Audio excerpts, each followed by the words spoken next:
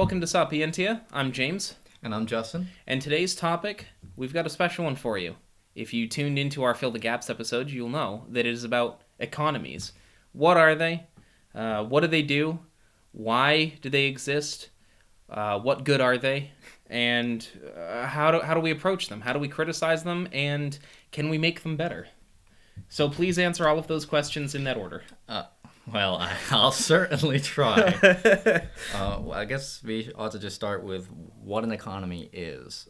An economy is just an area of productivity and distribution of resources. It's very, very vague by necessity, but basically anytime you have groups of people organizing together to make things and distribute them, you have an economy. Seems pretty simple. Mm-hmm. So the more interesting question is, why do we have economies? What purpose do they serve? Well, I like being employed, so that's a plus. But I mean, obviously the objective of an individual company, corporation, small business, what have you, at whatever level in this economy is either to provide a good or service that isn't already being provided that needs to be, providing one that can be better than what's already there in some way, or just making money. Turning a profit, collecting capital, hoarding it in Swiss bank accounts. Hot take, we'll get to that. So perhaps a more interesting question too would be, why should I participate in an economy? Why should an individual participate? Well, the market will quickly throw you out if you don't. So there is that. I think if we look back into the history of human relations, at some point we just realized banding together into communities was better than sticking it out alone. We're a highly social species, and so economies naturally come from that inclination to form communities. Ergo, I would argue that the purpose of an economy is really just to provide for the betterment of the people who are participating in that economy. Because you could even go back to as far as Adam Smith, one of the first economic thinkers, you'll see that he would argue economies allow for greater and greater subdivision of labor, and with that, more and more prosperity, more and more specialization, which will inevitably liberate people, allow them to do what they do, and have more things, just be able to enjoy the luxuries of life more fully. Absolutely. And it's all well and good to think, if we could get rid of money or get rid of corporations or get rid of X, Y, and Z, that's all fine. But a lot of the things that we depend on, not only for necessity, but for luxury, like you said, revolve around the ability to accumulate some amount of wealth. And there is not, you think back to, ancient Greece and Rome, where even in their, Greece before it really became kind of a unified, overarching, before it was Greece, it was the Hellenic states. Before it was the Roman Empire, it was just Rome. And the trading was mercantile. I give you a good, you give me a good, and there's not money qua yet. You're exchanging capital for capital. Of course, once the Hellenic states become, the Greek Empire, once, the Roman Republic grows and becomes the Roman Empire, money is now a much more easily tradable and easily recognizable value system. Once you get to a certain size, you have to standardize. So we use money because if you say here, whether it's the market or the government that says, here is this note, I'm going to give it to you, it has this amount of value, and what that value means is going to change based on how I tell you it's going to change, which sounds really bad in its broad strokes, but roughly speaking, it gets simpler because we got bigger. Yeah, and it's actually interesting that you mentioned ancient Greece too, because if we go back to what economics is linguistically, it descends from this Greek word oikos, which meant house. So initially, economics was really just the concern of maintaining personal wealth. It was only until we actually started building sprawling empires, and then eventually you started trading between countries and whatnot, that we actually took economics to mean something much bigger than that. Absolutely. I always love a good ancient Greek plug. Yeah. I mean, so small sidebar. We decided on a name for the coffee maker. It was the one that I gave last time, Coffee Entia. I gave it in passing as a kind of a joke. It turns out that that was the best we got. Anybody that knows Aristotle might appreciate that I tried to come up with megalobrukia, a play on Aristotle's Greek word megalosoukia, meaning magnanimity, from his Ethics. But Coffee has megalobrukia. yes, I completely agree. Gloria ad coffientia, as they might say in the, Hellenic states. well, it's Latin, so probably not. Oh, fair enough. Well, they might have at one point. So, what? Now that we've kind of like cleaved this part off, the bulk of this episode will be going over the big three economic theories: capitalism, socialism, and communism. James, you've already started talking about capitalism. So, is there anything more you want to add to spice up capitalism? So, capitalism, as we know, gets a really bad rap lately, and I understand why. It has a pretty horrific track record of worker disenfranchisement, subjugation of labor to extreme situations by violent and non-violent means, depending on how you define violence. But we forget sometimes through all of that thick that it's done a lot of really great things. Like, the poorest poor people that exist, at least in the United States now, are arguably far better off now than they were 100 years ago. That's debatable how you want to lay that claim out in terms of what better is. But overall, everybody is increasing in general well-being and prosperity. Mm-hmm. That's not to say that it's all because of the capitalist system that we adopted as part of the Industrial Revolution and even before that, but it definitely helped. Right, and actually, I think that statistic applies globally, that the poor person in the world is much wealthier, like I think by orders of magnitude now, than they were just 20 years ago. Oh yeah, it's kind of insane. So before you just knock capitalism for everything it's worth, no pun intended, remember that it has done good things. Arguably not always and not well or efficiently, but it has done good things. Right. So capitalism, to define it as best one can, is a form of market economy.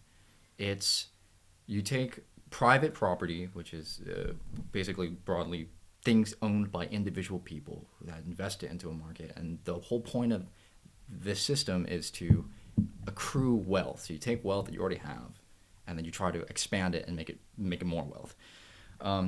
Part of the way you do this is because it's recognizing that transactions aren't zero sum. So suppose you really need a TV and I really need a couch, and you have a TV and I have a couch. Wait, did I do that right? I want the TV, and I have the TV. You have the couch. Yeah, you want my couch. So at this point, I don't really care for the couch. James doesn't really care for the TV. So if I give him my couch and he gives me his TV, there's actually a gain in value here, because I value his TV more than he does, and he values my couch more than I do. So by exchanging these goods, we build value, and this is the grounding of capitalism.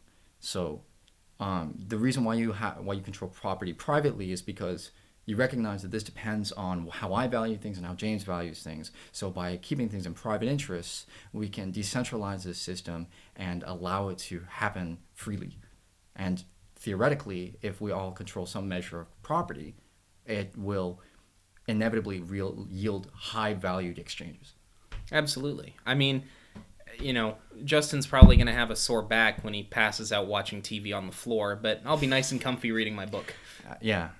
I appreciate it. Of course. It's more likely to be a hunch over a computer, but I just don't value my back that much. So maybe maybe I'll just have to pay more for a chiropractor. Well, if you don't value your back that much, the capitalist will lay its greasy steel hand upon it. You mean an invisible one, right? It's not invisible. It's real. So, the first thinker of capitalism was Adam Smith, and he tried to lay out a way in which capitalism works. As I had said, he thought like as markets develop, you get greater and greater subdivision of labor, greater and greater specialization with greater and greater productivity. I don't know if I want to transition to communism yet. Are we done? No, I think that's a good transition point. He theorized that the way capitalism works is by a labor theory of value. So, labor theory of value is essentially that things have value because I put labor into it. If there's no labor that goes into anything, it just doesn't have value. So, if there's just a tree in the wild that has apples on it, those apples don't have value. But if I go out, pick the apple, put it in a basket, and bring it to you, it now has value because I injected labor into this. And Adam Smith thought that ultimately all of our economic activity was trying to maximize the labor value we had at our command. Because, well, if you're a population of mostly farmers, or you would be farmers otherwise, being able to command labor allowed you to not have to do the normal tasks you would with farming, not have to till the land, you wouldn't have to farm your own crops, you wouldn't have to slaughter your own animals, and that liberated you to do other things. So how does this transition to communism was, well, communism is the belief that if you recognize that this is how an economy works, and you have capitalists who are investing money through private property, and you have workers who are trying to get capital by performing some labor for the capitalist literally cannot pay you the value of your work. It's impossible, because if they did, they wouldn't be making money. So in order to maintain a profit margin, they have to be paying you less than your labor's worth by Adam Smith's own logic. Absolutely. I would, well, we can get into counters later, but I would say the institution that allows for such a product to actually be produced, for such labor to actually be undertaken, is a piece of the capital owned by the capitalist that sure cannot completely give you recompense for all of the labor that you've put into a product, but can give you a place where that production can occur, presumably safely. Yeah, and as we had alluded earlier, modern capitalism doesn't subscribe to the labor theory of value. It's a heterodox school. It's a heterodox theory now. The common theory is a subjective theory of value, where I value things differently than James does, and that's why we have transactions, which is usually the way communism is attacked. Now, that doesn't say that there isn't economists who actually hold the labor theory of value, but they're just far less common now. And most economists don't care to get into this sort of normative claims that the labor theory of value seems to inject.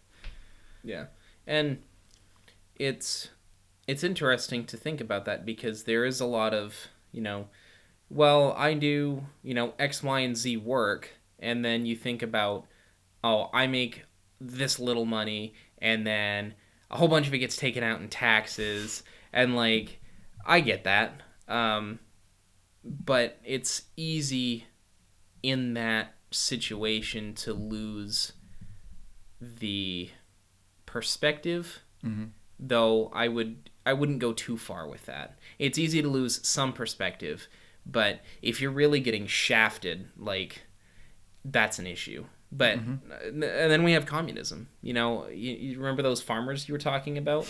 Lenin killed them all. Yeah. Yeah, communism doesn't have a great track record either. I mean, capitalism has done some bad things too, and I think it's, well, we'll get into more specifics later. But one thing I hope that the listeners get out of this is, real economies are more complicated than this. Oh, absolutely. And we'll have a whole section on globalization in a little bit, and why economies got astronomically more complicated and honestly politically more powerful than most countries at this point. Yeah.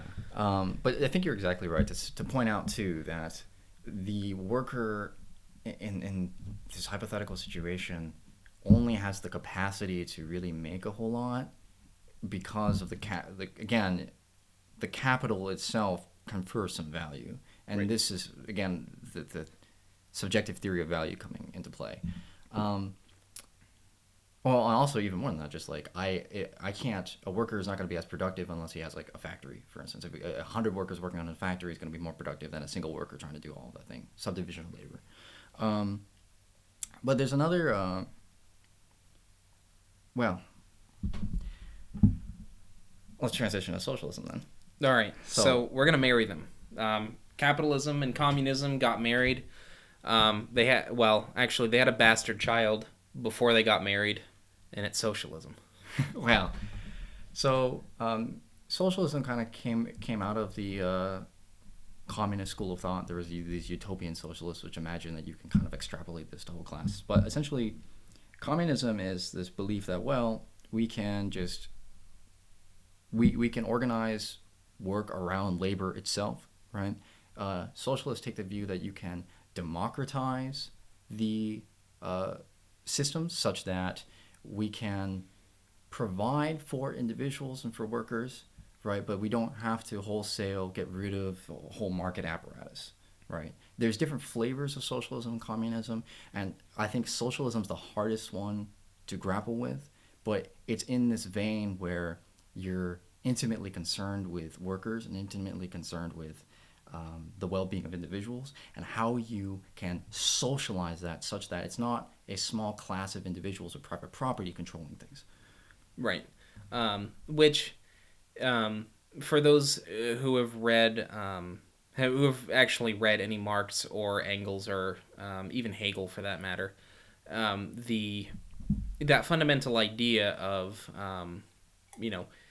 getting the power of production and consumption of labor into smaller and smaller hands, well, trickling it down into the broader population is very much a firm point in communism, though ironically that's like the first thing that went out the window in the Soviet Union when communism really took hold. Like, that was the first thing that went. Like, you basically, you got your government assigned job, you went to it, and you maybe got enough money to pay for your basic expenses, and like the whole thing was really machined. Like, you didn't own anything. In fact, the whole identity came from, look at this glorious state that you're a part of.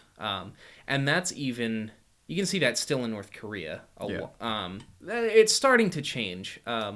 As North Korea is starting to get socialized into, I guess, the real world, or just the rest of the world, I think Kim Jong-un is starting to realize, like, hey, wait, there's other stuff out here that I want, and this system is not going to give it to me.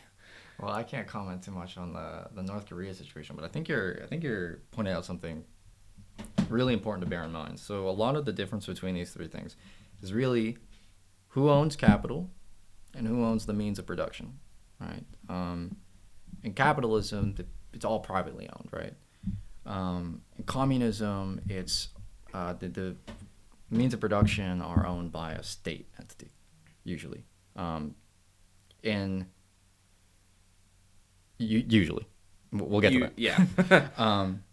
And because there's form of communisms that are anarchic, I feel like I need to say this now. Communism, in an idyllic communism, you wouldn't need a state body. It would be fully anarchic. Obviously, this is really hard to do at scale, and so typically you end up needing a state. Right.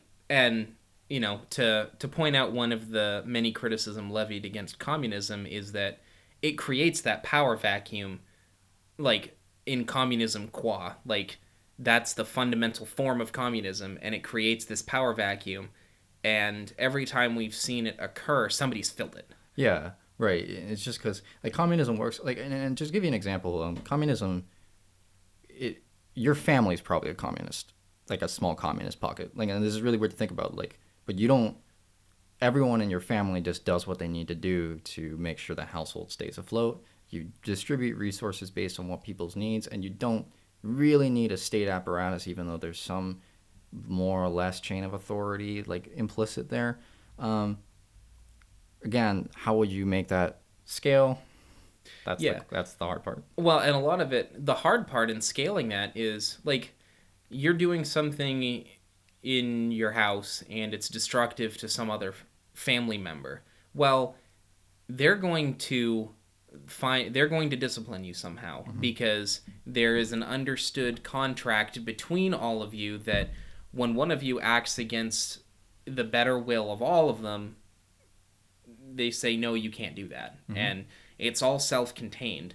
I think that's where the scale problem is. Right, exactly. Just where does the authority to stop somebody from doing something come from? Do you end up in a domino effect where, you kill my friend, so I kill you, and then one of your friends kills me, and then one of my friends kills that friend, and it's like, and then boom, everybody's dead, to be really Kantian about it. Then we have to tame the Furies. Yeah. Well, It's a Greek reference. it is. Yeah. But we have Ambien now. Oh, fair. So then socialism is democratizing the means of production, so such that it's publicly controlled. This wouldn't mean like, again, there's many different flavors of socialism. Some of them would argue, like you need corporations to have democratic controls inside of them, like something like the Mondragon Corporation. Some of them would be that your state would actually control companies at large. There's also market socialism, where you have markets and there are controls in the market that are social, that are public. Because once we cross into this bridge, where like somewhere between like a full state communism and capitalism, there's so many gradations. So this is why I feel hard pressed to put like a specific thing on socialism, but there's one thing that they all share in common: the means of production are socialized. Absolutely. And one thing that I would talk about as a division of private versus public, and that's when people talk about the market, they're usually talking about the stock market. Mm-hmm. So it's interesting that you say public, because that's when a company goes public. That's whenever they decide to start selling off pieces of their company to the general populace for a certain amount of value that some statistician on Wall Street or wherever is deciding that happens. So do we want to transition into how we deal with the stonks? Yeah. So I think there's only one other thing I want to say about capitalism too, just to make these things really salient. Capitalism is private means of production, and as James indicated, like, people are buying these. People own pieces of a company and that sort of thing. A lot of the other two theories, socialism and communism, is just trying to get away from the problem of capitalism, where a small group of individuals essentially controls nearly everything, which Right. is a problem within capitalism, and most capitalists would recognize as a problem because it hurts competition. So now we can get into more specifics about this. Right. So specifically about capitalism, and arguably even the stock market ends up ushering in a whole host of problems when it comes to individuals controlling things, because you end up with a few people who own a majority of the shares of a corporation, and then they basically control it. Like, they become the people on the like the shareholders commissioner board or board of directors of a company are just, oh, well, I own 20,000 shares in company X, and these 5 other people own about the same amount, and then the next highest person owns like 20 shares. So you end up with the same kind of vacuum. But I want to, pardon me for reading specifically off of this, but I want to go into this in a little bit of detail, and thank you, NBC News and NerdWallet, for providing me with this information, because I know next to nothing about stock markets before this. So, when a company gets to a certain size, they can choose to go public and sell stocks or shares on an exchange like New York Stock Exchange, Wall Street, or NASDAQ, or something like that. People are allowed to buy pieces of that company. And when they do that, they become partial owners of that company, essentially not socializing it, but democratizing it to some degree. Larger companies who have, millions of shareholders, obviously that's not the case. Like I said, the few, like 10 or fewer that have the most shares are the ones kind of in control of that. So, like I said, and a lot of times the goal of these shareholders, the board of directors, is just to make those 10 people more money. Sometimes that translates into your average shareholder in that company also making more money. But for companies that give workers packages in their wages that include shares in that company, like, oh, look, you can work for us and we're going to give you some shares in the company so you kind of like own it and stuff. And apparently they're Kermit the Frog. False. They're going to get screwed because in order to make the top shareholders more money, the labor is going to get devalued. That's just the way it goes. And chances are it's going to get outsourced to China. Yeah. We need to stand up to China. No offense, China, but you earned it. So essentially, once the stocks go on these markets, they're bought and sold at different values depending on how well the company is doing. So generally, if a company is doing very well, the demand for their shares goes up, which means that every share is worth more subsequently. That translates into companies that aren't doing well, their share value goes down. Obviously, if it goes down too much, the company's bankrupt. Kmart, Sears, Toys R Us, have your pick. So that's part of it. So there's a couple of different kinds of shares in terms of investment. So there are things that are high risk, high reward that are generally shorter term investments that generate, hundreds, maybe thousands of dollars. You're looking for the companies that are increasing in value really quickly. You buy up some shares when they're cheap. They go up in value. They start to decline a little. You sell them off. You make some money. And, you get the sort of spiky sine wave of, the average company doing its average thing. You make a little bit of money.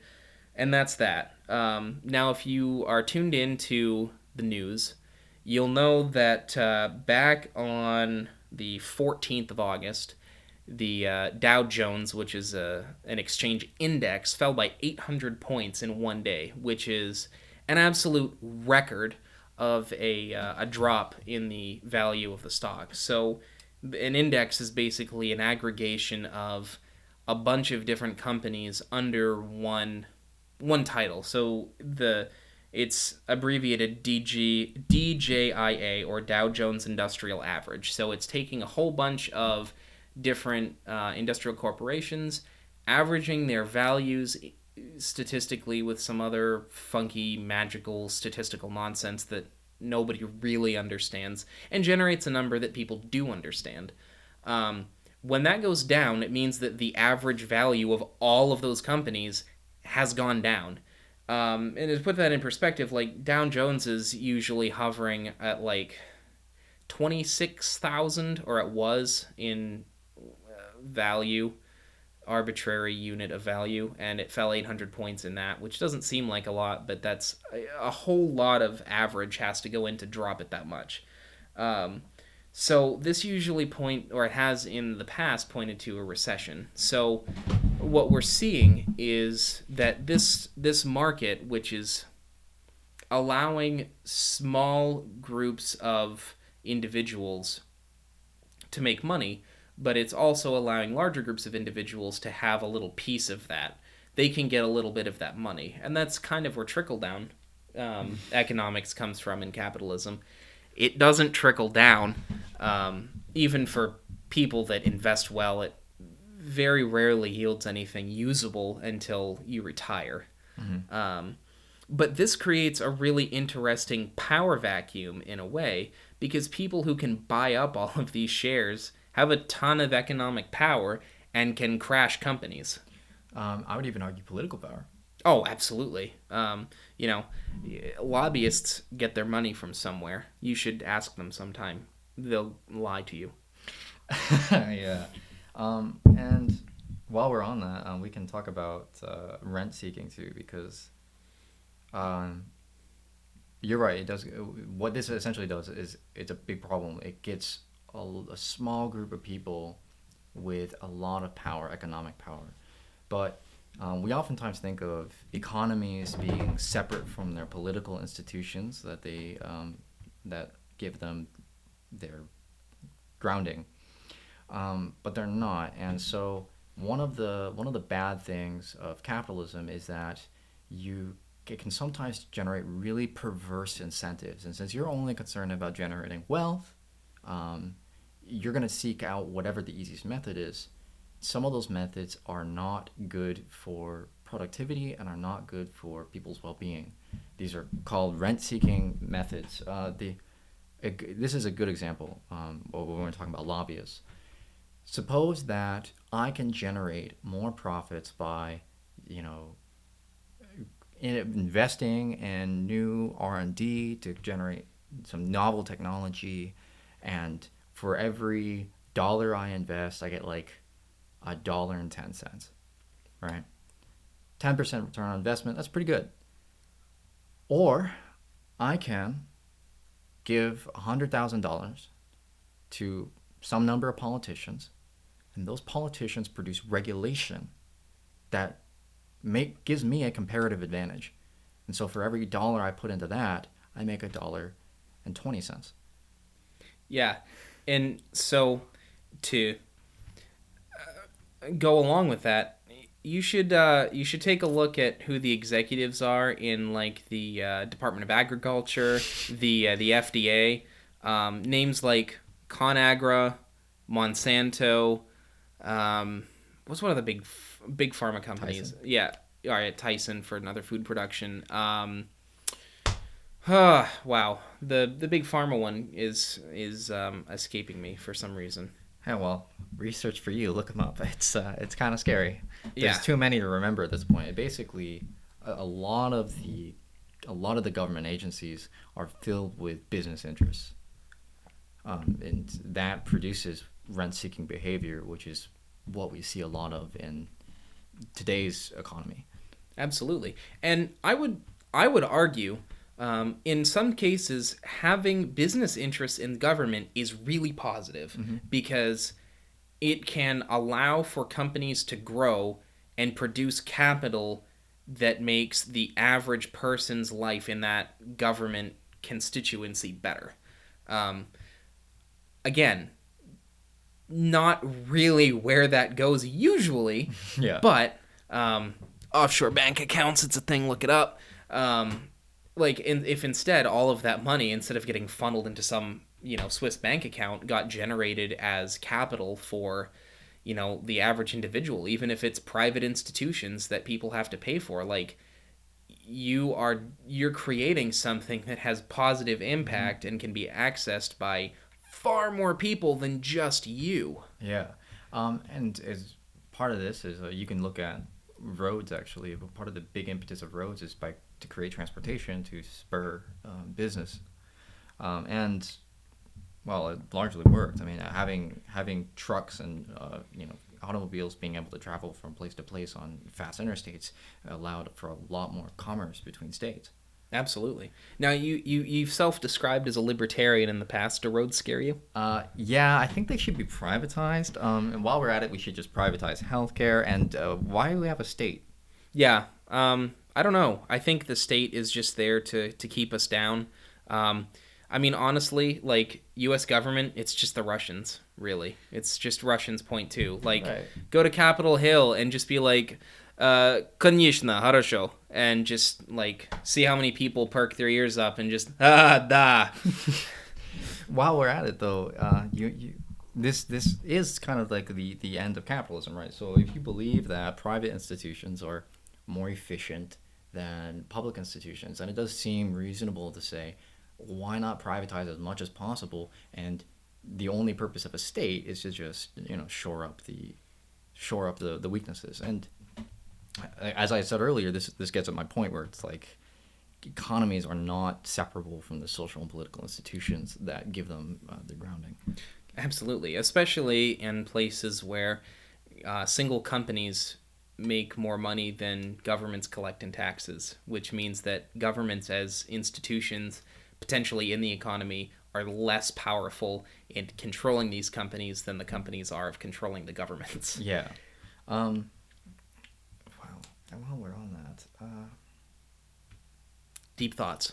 yeah, I had a thought about this, about capitalism and economies. While you're thinking of that, Yeah. and speaking of hot takes, if you want some extra doses of hot takes, feel free to join us on Patreon. We thinking about how we're gonna get those tiers set up, and we're thinking that some potentially weekly or bi-weekly hot takes. 5-10 minutes of somebody says something absurd, and we just rail off on it and try to generate some memes. So get around it. Check out the tiers. It's still a work in progress, but we thank anybody and everyone that contributes anything that they have. Um, you know, as it says in the description, trying to film somewhere other than my bedroom. I remember what I was going to say now. And now I lost it. Kill me. Capitalism, markets, law. Oh yeah. So capitalism also has the main driver of capitalism is understanding that there's a bunch of different countervailing factors, right? If everyone has private property that gives everyone like a stake in the market, right? And if given these powers, everyone has different wants, different desires, and different needs, and these things compete. Um, Different companies compete to fulfill these desires as cheaply as possible. People will buy the cheapest thing.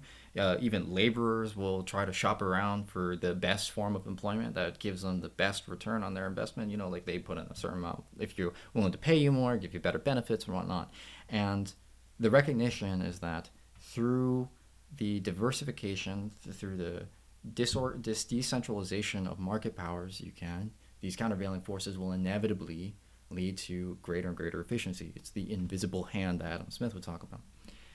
Problem is that they are countervailing forces that want to consume each other, right? If you're a business, you want to defeat your competition because they are fundamentally reducing the amount of profits you can make. And the government has an interest in trying to, or people rather, individuals and everyone else in the economy has an interest in trying to maintain that level of competition. And so you kind of do need some ways of controlling this, or otherwise capitalism can destroy itself. And it's so bizarre. Like, it's so funny how easily that follows itself. Right. Like, it's mind-boggling. So with that in mind, I had said that there's a lot of different flavors of socialism, and it's really hard to recognize, but there's also a lot of different flavors of capitalism. Who's that? Mark Blythe. He's an economist in the capitalist school of economics, and he can identify at least 3 distinct capitalist economies in the last century in the U.S. Just as an example, from what I can recall from memory, from 1945 to 1973, we had productivity match wage growth, right? But they were still in a capitalist economy, and the reason why that happened is because you had a different regime where you had good business regulations, you had big labor advocating for laborers in the market, you had a lot of businesses competing with each other, and these forces, when well balanced, produced really good effects for average persons. Thing is, after a while, inflation got to be really high, and as a capitalist, you could just wait for inflation instead of investing, and it would be a greater return on investment, and so the whole thing came toppling down. because essentially other forces got too much power. Now we're in the opposite. Capitalists have way too much power, and now wage growth is basically flatlined while productivity continues to soar. Right. And some of that, too, to put some economy terms on that, specifically misusing language, to say from the 40s until the 70s, basically up until Reaganomics took over, the value was in labor. So a capitalist who invests in labor will produce wage growth along with productivity. That's just kind of a natural consequence of investing in labor. So the big change that happened was that, Reagan comes along, and that's pretty much the whole driving force behind all of this change was Reagan comes along. The economy does some really terrible stuff. It's starting to collapse.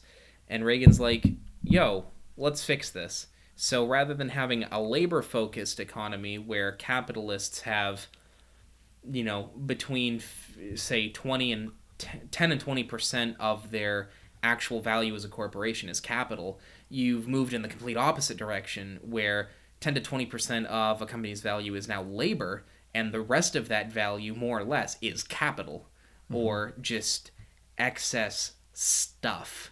The things that you write off as a business expense to, just do whatever you want with. Actually, and it's funny because this actually interestingly ties in with the '08 housing crisis. Oh my word! Do you want me to? Or? Well, I can do a better Scottish accent, so I want to quote Blythe on this a little bit. So he's talking about how from the 80s up until like 2007 2008, that's pretty much how things went, and the economy started to go downhill precipitously in 2007 until it led to the big crash in 2007 2008. And so the banks, who were so caught up in the credit boom in the 80s and 90s, where oh look, we have electronic systems for keeping track of how much debt you have. Well, here's a card that we're going to give you, specifically Citibank, that we can track all of that, and we're going to lend you the money, and then you pay it back with some interest fee. Was a lot lower at the time because lending was really popular. And so we created this system in the 90s and into the 2000s where lending was what made you money. But banks, specifically Citibank, just started lending like crazy. And when they realized the economy was going to fail, they lent even harder to try to save it because that was what was generating them wealth. The banks fail. Yeah. So here it is. They have to turn over on all of this debt that they have subsumed by the individuals and other corporations that are borrowing from them. And so the banks are like, hey, U.S. government, can we have money? And foolishly, the government's like, yo, we got you. And so now, and this is where Blythe comes in, he says, so basically after that, we say, how's the economy doing?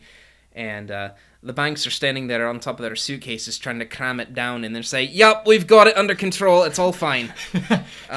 Just like trying to keep this mess contained into a small package, which is why we really haven't seen any amount of real sustainable growth since 2008, because it booms a little and busts more, and then booms a little and then busts more, because we're not dealing with the lending crisis. So we're now going through even shorter phases where, lending is really popular and makes money, so you get a low interest rate. Well, then everybody is in debt, so their credit scores go down, so credit is less valuable, which means that lending tightens, which means that your interest rates go sky high if you can even get a loan, and credit cards have more fees, higher interest rates, all that kind of stuff, and even like CDs, short-term banking investments, things like that, have lower yields every year than they would in a lending-friendly environment. So here we are where, of course it's easy to get student loans because You can't They're default on those. Yeah, you can't default on them. They're gigantic. So even getting an interest rate of 7%, which if you had a car loan, you say, oh, 7%'s not the worst. It's not great, but it's not the worst. Like 7%, like compounding on $30,000 at a minimum, if not, $100,000 is gigantic. Like Yeah. you just pay so much, and that's of course, it's 7% of whatever it is right then, or whatever it is of that payment, and it's like that's huge. This just shows you how much of economics really does interplay with politics, right? Because one of the reasons why student loans still are okay and like yield value is because you literally can't declare bankruptcy on them. So it's unique in that respect. If you could, the whole system would just come collapsing down. Oh yeah, Almost instantaneously. there's how many hundreds of millions or billions of dollars in student loan debt in total? I don't know. Hey. Bernie Sanders rattles off that number very regularly. I just I can't remember what it is off the top of my head. 17% of student loans are delinquent. 21% in Texas. Okay, so don't go to school in Texas, or if you live in Texas, don't go to school. Well, they're getting the U.S. Marshals on them recently. Wow. Who? But it shows you, the institutions that we have, our economic institutions are kind of predicated on some of the political institutions that we have. I mean, I think that the only reason why we're still existing in this economy is because we made that choice in 2008 to socialize the risk. Yeah, and so it was a bad choice. We shouldn't have done that. Letting the banks fail, letting the whole system come crashing down, would have given us an opportunity to turn it around and create a system that wouldn't have done that so much. Now, for those of you who are concerned with your credit score, know how this works. Your debt to income ratio is what determines your credit score. Somewhat. Your regular above minimum payments on various loans, credit card bills, even utilities to some degree. The regularity and size of your payments does impact your credit score positively. But it just goes to show you, to do well in this economy and to get people to trust you with money, you have to be in debt, which means that the market forces always have a hold of you in order for you to do well, which means that they can destroy you at the drop of a hat. Yeah, it's there's too much power in capital right now. Absolutely. And that means that most people, regular people, employees, wage earners, consumers even, don't have much power in this market, right? And that's like fundamentally the problem. We had too much labor power in 1945 to 1973. Now we have too much capital power. We're just propping that up with our political institutions. So now we've kind of actually, this segues interestingly into why there's a new resurgence in the interest in socialism and communism, because we saw in 2008 we were willing to socialize the risk when these capitalists failed essentially, and when banks plummeted. We decided as a society to bring them back up, and so it leads to an interesting question. Well, why can't we do this for people? Well, I mean, if you look at Citizens United, the corporations are people. The banks are people. Yeah. We hate Citizens United. Please, let's destroy it. Yeah, that was just a straight bad. And that's also, again, how politics affects economics, because a lot of... my friend had asked this interesting question. We allow the death penalty for people, but not corporations. Yet there are people. The thing is that we they have their political entities now, right? And yet we don't. It seems that they get a lot of privileges for that, and none of the costs. Right. Yeah. For those who don't know, Citizens United basically was a regulatory bill passed in the 90s, I think. The early 2000s. I don't 90s, remember early exactly. 2000s. They basically said that corporations before that were limited to how much they could give for political campaigns and to lobbying. And Citizens United essentially did away with that. That there were less restrictions on amount and type of spending that private corporations could do for lobbyists, presidential candidates, Senate seats, all of that stuff. So, the kind of tongue-in-cheek tagline of Citizens United is corporations are people too. And, like, that's kind of how it works now. It's bad. Yeah, it's entirely suboptimal. Entirely suboptimal. Yeah, so I guess the socialist plug here would be that, well, clearly we are willing to socialize some aspects of the market. So if we're going to be, if already we require regulation to keep these things in check, and if already economic institutions are granted political enfranchisement, then it seems entirely plausible to rein this in by political means and say, we will democratize you now, and now you have to be beholden to public interest. And by public interest, I mean like people can vote to affect markets, or perhaps even like laborers in a corporation have some say in that corporation by sheer dint of being employed by them. Yeah, and to put it in Jordan Peterson's word, you have to adopt responsibility and go out and make a positive difference in the world. And, like, of course he says that to, individual people, but it's like, that can apply really well to corporations. Like, they could do amazing things. Yeah. They have, like, nearly blank checks to do anything that they want. But instead, they serve the needs of very, very small people. Like, I hope the Koch brothers get reunited soon. They're a great example. Or the Waltons, great example. The Walton family, of course, is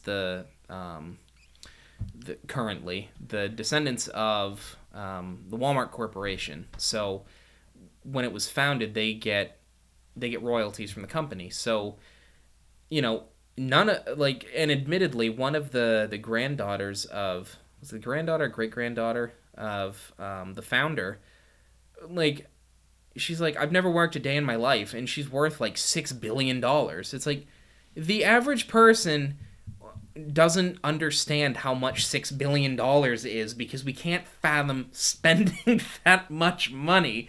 If your average house is $200,000, that's 5 houses per million.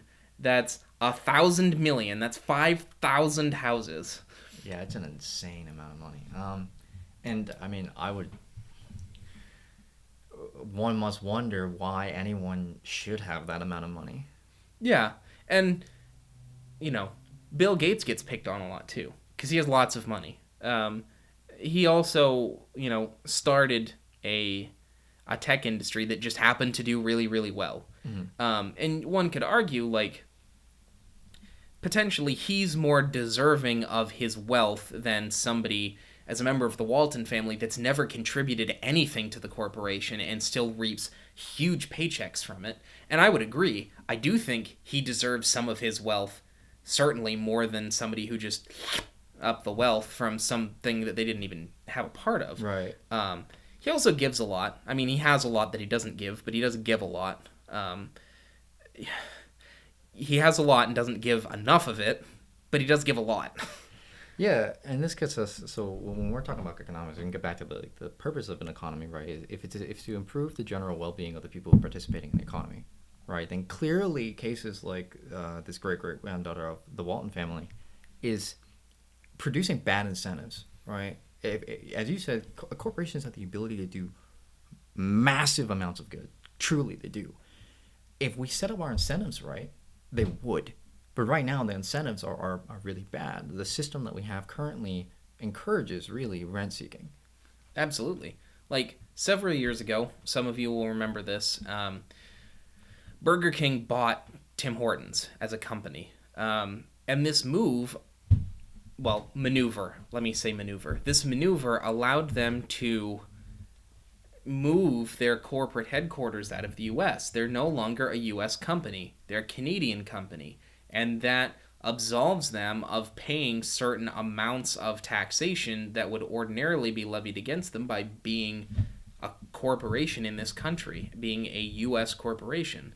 So, we've moved from the 60s and 70s where you saw a lot of exportation of labor moving to third world countries, or just like people around the world who are generally disenfranchised, who now the market has come bursting through the door and say you're going to work for 10 cents a day now, or you'll die. And they ensure that you will die if you don't do that.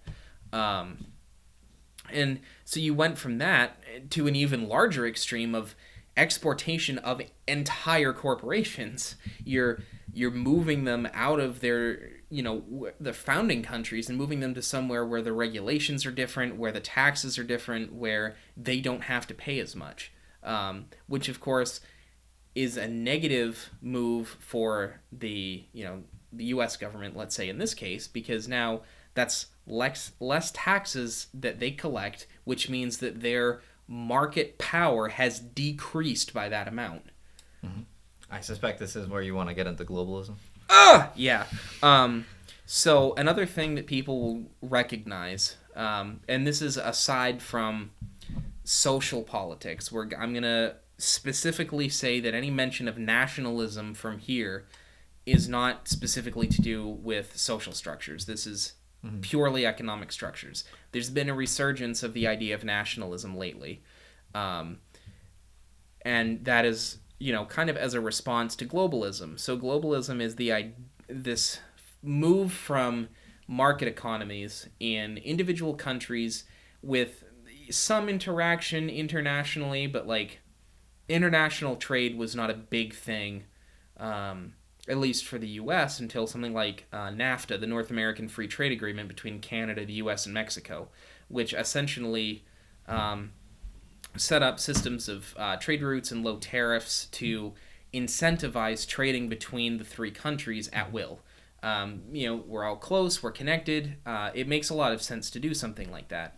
Well, what starts happening is, or what started to happen, this went farther than just, oh, we're on the same continent, so we're going to trade with each other. This went to, we're on the same planet, we're going to trade with each other.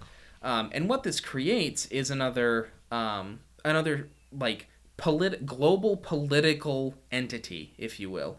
The big universal market now, the global market, is itself a large political force that dominates every part of individuals' lives and even individual countries' lives. Countries that are developing, let's say in like Africa, parts of like lower Asia and places like that, they're developing, they're getting their economies to a place where they want to enter the global market. If they don't enter the global market in just the right way, with just the right productivity, with just the right tariffs, with just the right labor positions, with just the right products or services, they'll get destroyed by the global market. And then that market will move in and say, you're doing this now, that's what you get. Like clean drinking water in Africa and Coca-Cola. Yeah. I was about to mention, too, in Africa, right, a lot of the jobs you get there are really, really dangerous. Like textiles down there is really, really dangerous. So you're literally sitting in cesspools of chemicals most of the time. Yeah. And I mean, really, that's one of the only, like, that's one of the few labor positions available to you. But it gets really weird too, because one interesting thing is that a lot of charities, for instance, will try to give, clothing or food or something to, poor African countries. Ironically, a lot of them have an adverse impact because it has an economic impact. If you suddenly throw 1 million shoes at some African country, every shoemaker in that country now no longer has a job. Yeah. That and ironically, those shoes were probably made in Malaysia anyway. So.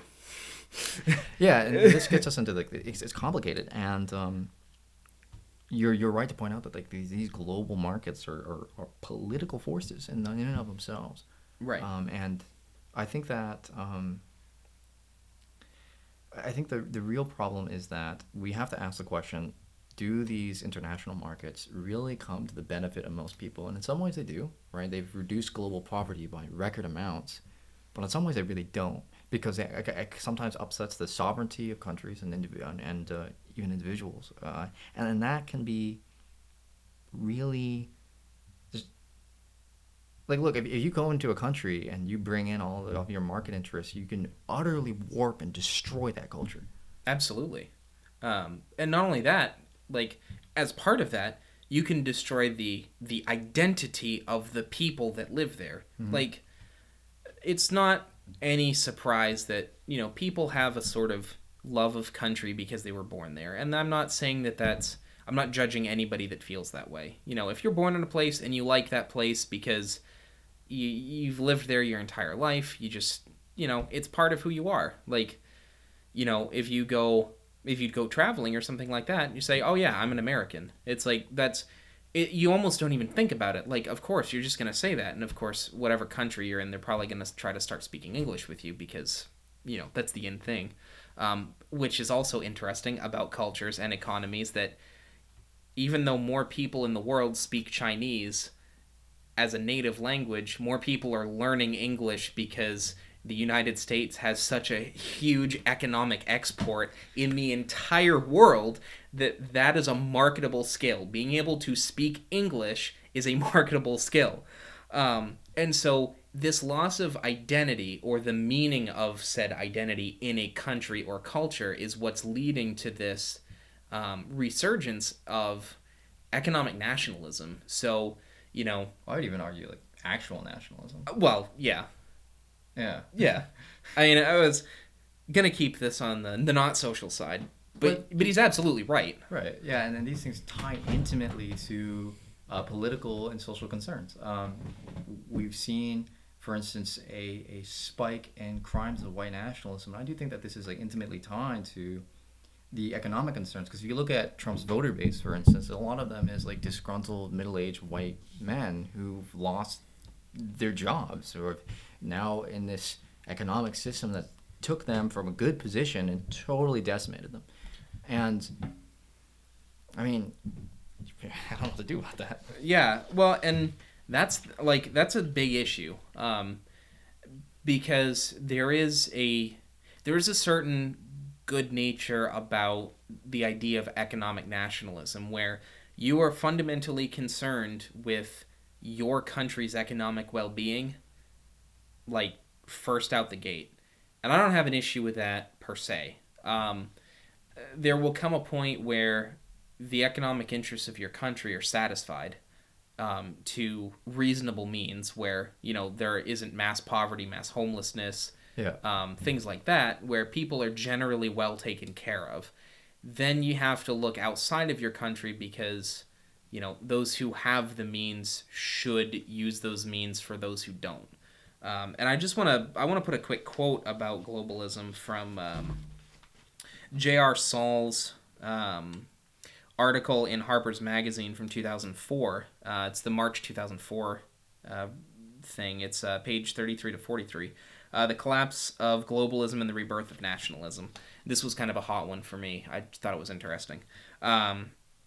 Saul writes, government after government, as if in a fit of moralism, legislated its right to take on debt or collect new taxes, even though both of these were fundamental governmental powers, central to the construction and maintenance of democracies. In fact, debt and taxes played the same fundamental role in pre-democratic period. At the same time, the private sector invented myriad new debts and privatized taxes for itself.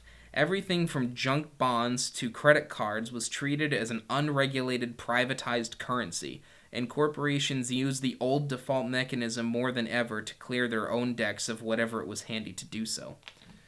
And I particularly like that, for a number of reasons. This is like the social reforms that happened in the 70s, like 60s, 70s, 80s, all of that happening. Legislation got passed. The social structures were starting to renormalize after all of this. and all of the new social institutions and leaders were, everybody was breathing. They were, as Saul writes, the government was trying to, continue to manage all of these things. And while the government was managing all of these things, the economy's like, mine. And they just took over. And now here we are. A lot of it was a pro-business political regime. Yeah. I mean, Reagan was a perfect example of that. Oh, absolutely. Our political leaders at that point were, let's unleash capital, trickle down. It'll trickle down. Right. And it's interesting because this nationalist tendency, a lot of people associate this with the right. They think whenever you hear the word nationalist, you usually think of right wingers. The Third Reich, for instance, and white nationalism. But there's a flavor of nationalism even on the left, which is if you think of very protectionist socialism, that can be a brand of nationalism. Oh, absolutely. And it's funny that we went to economic nationalism under the first actor, and now we're to the next actor, and we're reaching economic nationalism as a topic again. So basically, don't elect actors. They don't make great presidents. Thanks, bye. Yeah. So, hence why, as I said many times, do not think of economics as here and politics as here. That is just wrong to think of that way. Mark Blyth would indicate that politics and society acts as the hardware for which your economy is the software. Right. Yeah.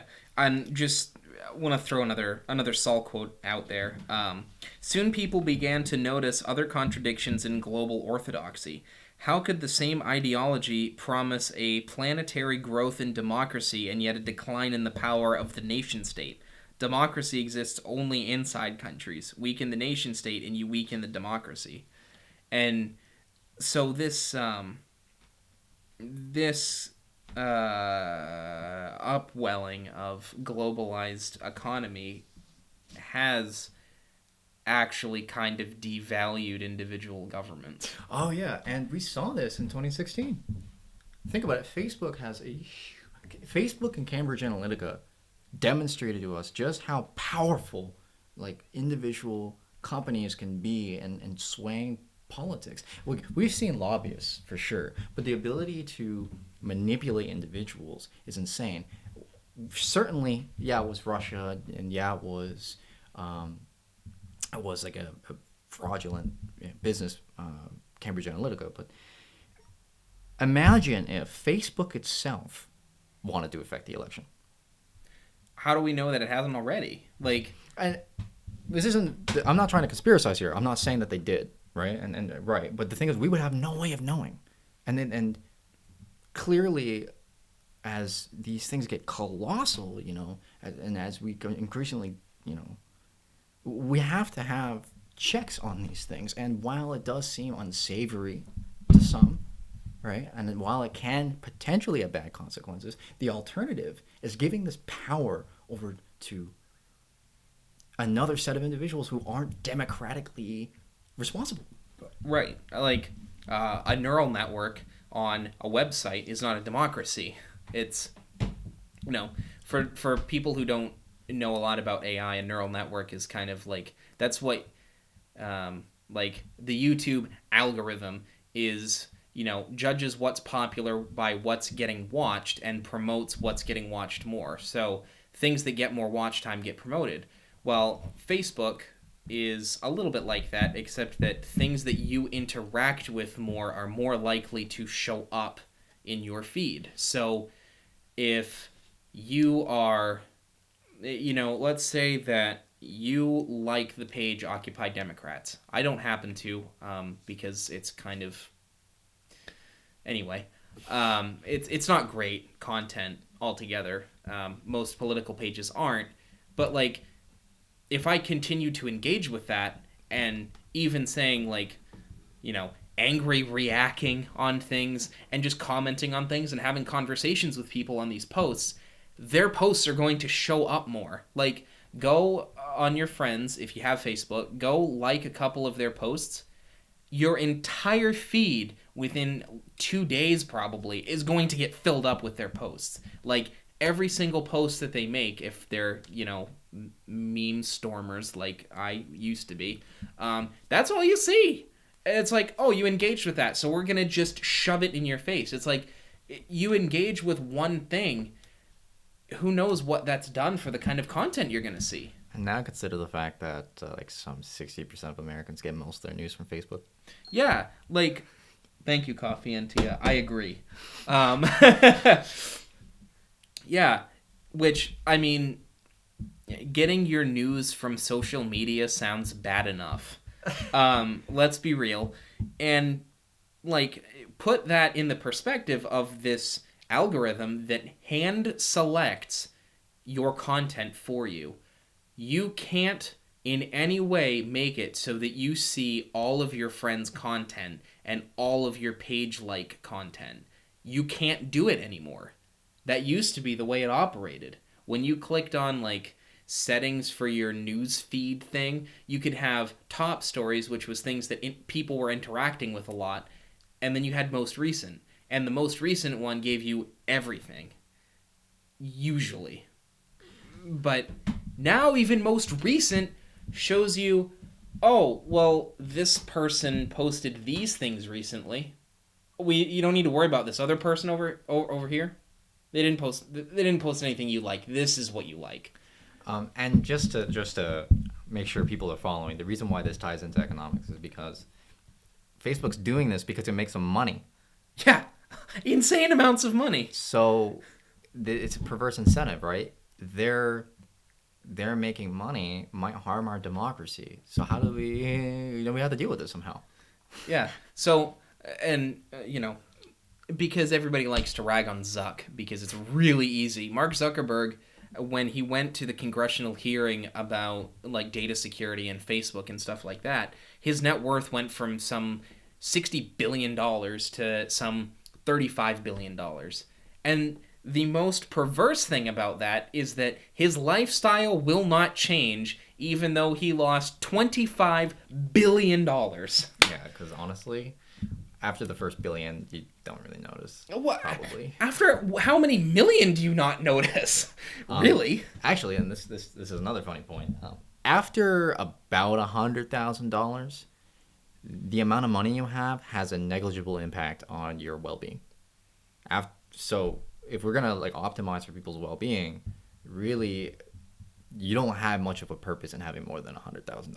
Now, this isn't me saying we're gonna cap income at $100,000. I don't care who you are, but my point is like these people have an inordinate amount of wealth, have no real it's not benefiting society, it's not benefiting persons, and so unless they're like reinvesting that or using that in a means to help other people, it's really counterproductive. Yeah, and ironically, not even helping other people, they can't even help themselves.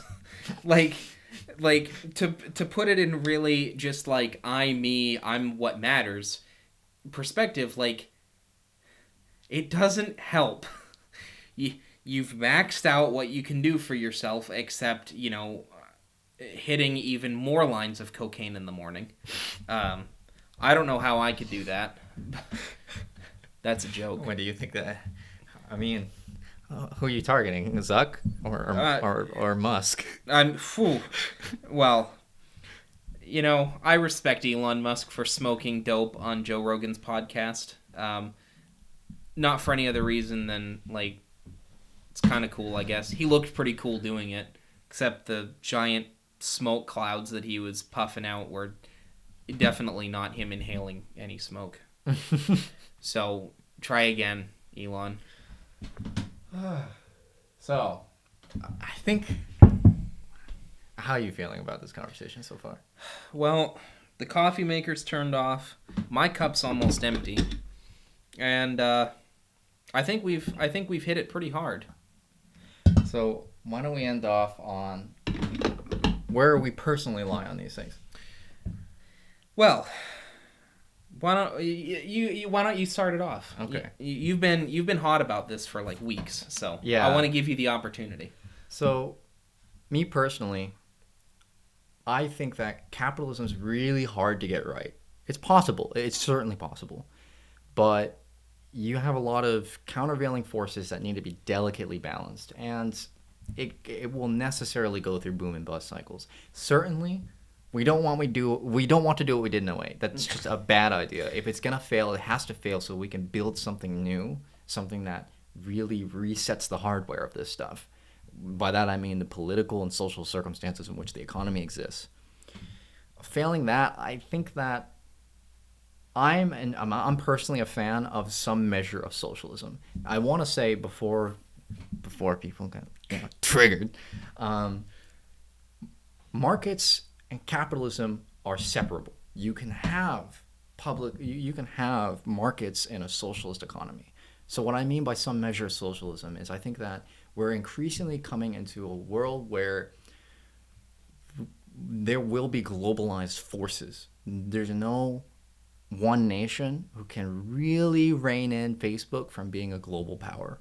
And while I do think that nations should try to take back more for their sovereignty, and while I do think that we should be more careful about not giving power to corporations, the best way to handle this would be to provide some democratic control on the markets itself.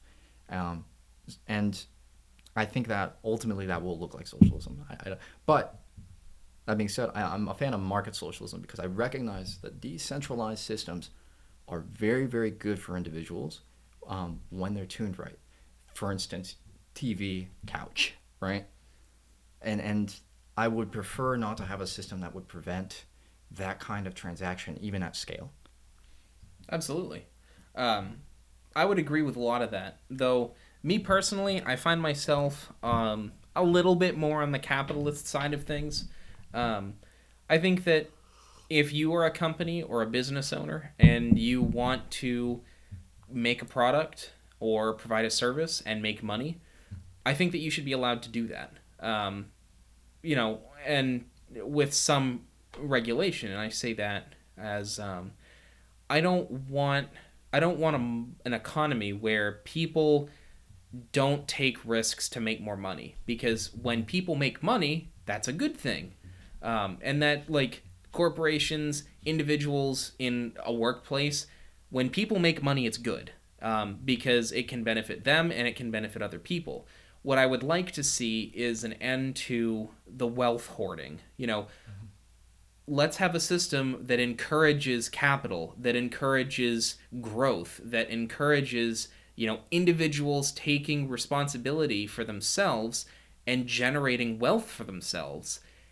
And let's also say, you don't have to have it all to yourself. It can do lots more for you if you invest it in the public, which is where I think I'm a similar shade of capitalism with maybe a few less socialist streaks.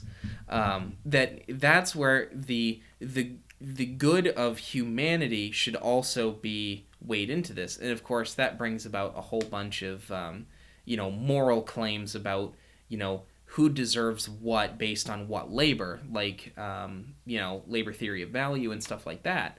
But yeah, at some point we can just say you don't need this anymore. Yeah. I mean, fundamentally, the market should be the one that realizes this. Pragmatically, the governments have to tell the market that so that they do it. But of course, when we've created a global marketplace that is more powerful than basically every government in the world, it's hard. And I'm absolutely against that kind of global global economic power. That's horrible. That's horrifying. Like, that's the worst conception of global unity under one thing I can think of. That's just We'll one day achieve world peace, and it's through markets. Let me tell you. World peas. Everybody gets to eat peas. The market will dictate that peas are the best food, so we'll have world peas. Yeah, we'll become really efficient at making them, let me tell you. Man, those GMO peas, though. So we hope you've enjoyed this episode. If you have any arguments, feel free to leave them in the comments. I will preface not post-face. No, it's not preface anymore. Neither of us are experts in economics, but we tried to do the best we could. There are more specific things that we do want to get into in the future, like universal basic income, maybe talking about specifically about socialism, specifically about capitalism, but we feel like this is a good overview. If you have any other interest in the topics we presented in this episode or future episodes, please leave a comment. Absolutely. And, make sure you're keeping on the feed for the Fill the Gaps episodes, because I'm sure that if Universal Basic Income doesn't get its own full-length episode, it will definitely get a Fill the Gaps episode. We had quite a spicy conversation yesterday about UBI, and where we agree on a fundamental level, but on a practical level, it's diametrically opposed. So it'll be a hot episode, whatever it turns into. Well, I'm excited for that. Oh, absolutely. I mean, we'll have plenty of coffee, so we'll be energized. We're brewing Death Wish coffee again in this episode, thanks to Coffee Antia. We're looking at maybe trying to get a sponsorship from them.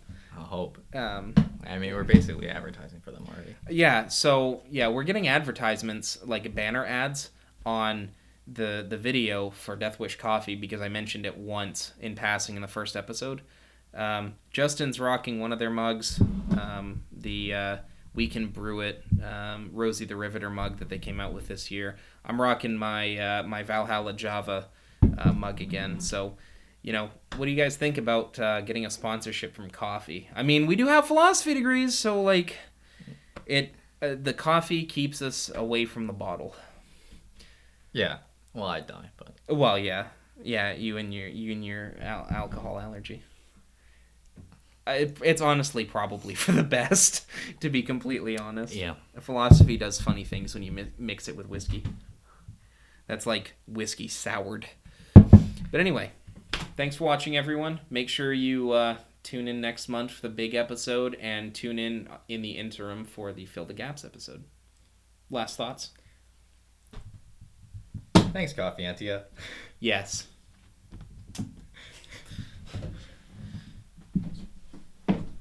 Also, make sure you like and subscribe. Jeez, that episode was so much more memes. Oh my god, right?